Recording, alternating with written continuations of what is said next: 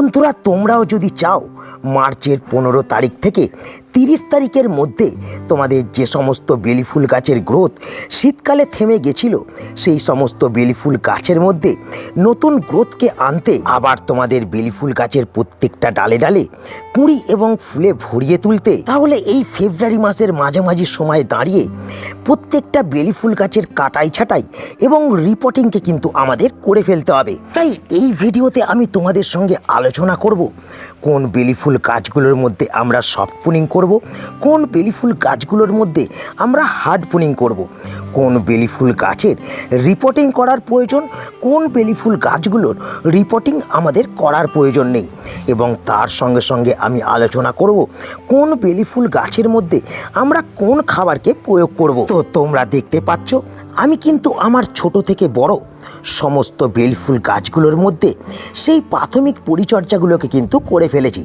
এবং তার ফলে তোমরা লক্ষ্য করতে পারছো আমার প্রত্যেকটা গাছের মধ্যে নতুন গ্রোথ কিন্তু আরম্ভ হয়ে গেছে। আর আমার গাছের মধ্যে আগামী 15 থেকে 30 দিনের মধ্যেই প্রচুর পরিমাণে কিন্তু ফুল ফুটতেও আরম্ভ করবে। তোমরাও যদি চাও তোমাদের প্রত্যেকটা বেলি ফুল গাছের থেমে যাওয়া গ্রোথকে এই সময় নতুন করে আবার শুরু করতে, গাছের মধ্যে খুব দ্রুত কুঁড়ি এবং ফুলকে আনতে, তাহলে কোন কোন কাজকে এই সময় তোমাদের করতে হবে, কি খাবারকে তোমাদের এই সময় বেলি ফুল গাছের মধ্যে প্রয়োগ করতে হবে, সেটা জানতে এবং বুঝতে হতে গেলে ভিডিওটাকে তোমাদের একটুও স্কিপ না করে সম্পূর্ণ মনোযোগ সহকারে দেখতে হবে। এবং যারা এখনও কার্তিক হর্টিকালচারকে সাবস্ক্রাইব করে রাখুনি তারা অবশ্যই কিন্তু চ্যানেলটাকে সাবস্ক্রাইব করে রাখবে। বন্ধুরা, মার্চ মাসের 15 তারিখ থেকে শুরু করে 30 তারিখের ভেতরে তোমাদের প্রত্যেকটা বেলি ফুল গাছের থেমে যাওয়া গ্রোথকে যদি আবার পুনরায় শুরু করতে হয়, প্রত্যেকটা বেলি ফুল গাছের মধ্যে যদি এই রকম নতুন ব্রাঞ্চেসকে আনতে হয়, প্রত্যেকটা বেলি ফুল গাছের ডালে ডালে যদি অসংখ্য সংখ্যায় কুঁড়ি এবং ফুলকে পেতে হয়, তাহলে এই ফেব্রুয়ারি মাস শেষ হওয়ার আগেই আমাদের কিন্তু প্রথম দুটো কাজকে প্রত্যেকটা বেলি ফুল গাছের মধ্যে কিন্তু করতে হবে। এক হচ্ছে রিপোর্টিং আর দ্বিতীয় হচ্ছে পুনিং। কিন্তু কোন গাছের পুনিংকে আমরা কিভাবে করব বা কোন গাছের রিপোর্টিং আমরা করব সেটা কিন্তু আমাদের অবশ্যই জানতে হবে।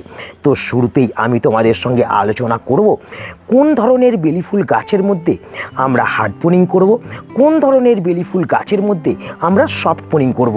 তো বন্ধুরা, এই যে তোমরা গাছটা দেখতে পাচ্ছ, এই গাছটা কিন্তু আমার 2 বছরের গাছ। তোমরা দেখো গাছের প্রত্যেকটা ডালপালা কেমন মোটা এবং বলিষ্ঠ হয়ে উঠেছে, এবং গাছটা প্রচুর পরিমাণে কিন্তু ঝাঁকড়া হয়ে গেছে। তো এই 2 বছরের গাছগুলোর মধ্যে তোমাদের কিন্তু হার্ড পুনিং করতে হবে। মানে তোমাদের কাছে যদি 2 বছর বয়স হয়ে যাওয়া কোনো বেলি ফুল গাছ থাকে, তাহলে সেই সমস্ত বেলি ফুল গাছের মধ্যে তোমরা হার্ড পুনিং করবে। মানে মাটি থেকে কমসে কম তোমরা 1 ফুট মতন রেখে প্রত্যেকটা ডালপালাকে তোমরা সমান করে কেটে দেবে, যেমন তোমরা দেখতে পাচ্ছ আমি কেটে দিয়েছি। তো এই কাটিংটাকেই বলা হয় বন্ধুরা হার্ড পুনিং। এবং হার্ড পুনিং করলে যেটা হবে, নতুন গ্রোথ কিন্তু আরম্ভ হবে। তোমরা দেখতে পাচ্ছ আমার গাছের কিন্তু প্রত্যেকটা ডালের মধ্যে নতুন গ্রোথ কিন্তু শুরু হয়ে গেছে, এবং এই গাছের মধ্যে নতুন গ্রোথ আসা মানেই গাছগুলো আরও ঝাঁকড়া হয়ে উঠবে, এবং গাছের মধ্যে আরও বেশি করে কিন্তু আমরা ফুলকে পেতে পারবো, এবং গাছগুলো ধীরে ধীরে কিন্তু ফুল আনার দিকে এবার মনোনিবেশ করবে। তো বন্ধুরা, এই 2 বছরের গাছ ছাড়া যে সমস্ত গাছ 1 বছর বা 1 বছরের কম বয়সের আছে, সেই সমস্ত বেলি ফুল গাছের কেবলমাত্র ডগাগুলোকেই পিঞ্চ করতে হবে।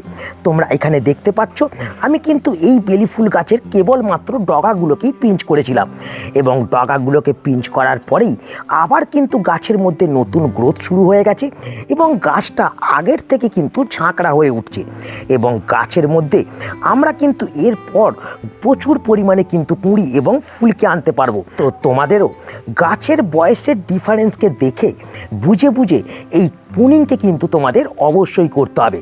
এবং পুনিং করার পর যে গুরুত্বপূর্ণ কাজটাকে তোমাদের করতে হবে সেটা হলো বন্ধুরা, যখন আমরা গাছের পুনিংকে করব, সঙ্গে সঙ্গে সেই কাটা অংশগুলোর মধ্যে আমাদের কিন্তু একটা ফাঙ্গিসাইডের প্রলেপ লাগাতে হবে। তোমরা দেখতে পাচ্ছ আমি অলরেডি সেই ফাঙ্গিসাইডের প্রলেপকে কিন্তু লাগিয়ে রেখেছি।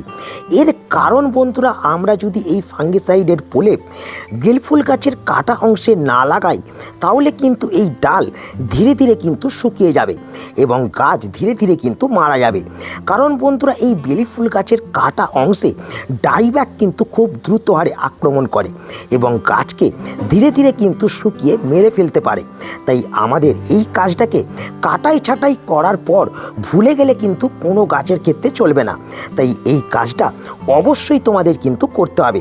তো এরপর আমি আলোচনা করব কোন বেলি ফুল গাছের আমরা রিপোর্টিং করব, কোন বেলি ফুল গাছের রিপোর্টিংকে আমরা এই সময় করব না। বন্ধুরা, রিপোর্টিং মানে আমাদের বেলি ফুল গাছকে ছোট টব থেকে বড় টবের মধ্যে প্রতিস্থাপন করা, সেটা কিন্তু একেবারেই নয়। রিপোর্টিং মানে আমাদের গাছের শিকড়কে কাটাই ছাঁটাই করে আবার সেই গাছগুলোকে বড় একটা টবের মধ্যে প্রতিস্থাপন করা। আর এই কাজটা আমরা সেই সমস্ত গাছের মধ্যেই করব যে সমস্ত বেলি ফুল গাছের মধ্যে রুট বাউনের সমস্যা দেখা যাচ্ছে, যে সমস্ত বেলি ফুল গাছের শিকড় মাটির থেকে বেশি হয়ে গেছে, যে সমস্ত বেলি ফুল গাছের শিকড় মাটির ওপরে উঠে যেতে লক্ষ্য করা যাচ্ছে। তোমরা দেখতে পাচ্ছ আমার এই যে 2 বছরের গাছটা, এই গাছের মধ্যে কিন্তু রুট বাউনের সমস্যা হয়েছিল। গাছের মাটির থেকে শিকড়ের পরিমাণ বেশি হয়ে গেছিল এবং মাটির ওপরে শিকড় কিন্তু দেখা গেছিল।